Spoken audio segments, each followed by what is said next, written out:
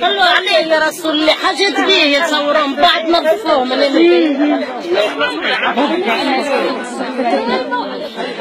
حاولت لا تفتح قولها لا تكلموا عليه هذا احكي الحكايه هذا تكلموا عليه انت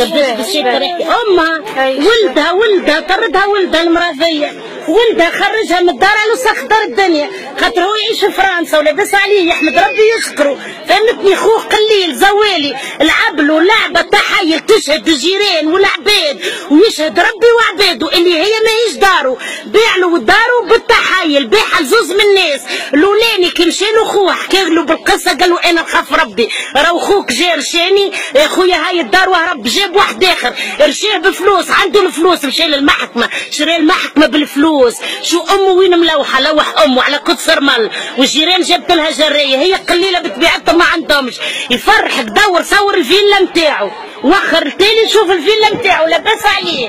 قال انا نحب نقهر امي قال ما نحب نقهر حد كان امي هذيك دارو تكافت على الكاد فاس لاباس عليك مشكله كل فلوس قال انا نحب نقهر امي فما صغير امه تحبل بيه 9 اشهر وتعانيه وبعد يجي لوحه تحت قدس رمل على خاطر 100 متر تراب مبنيه فيها بيت وتواليت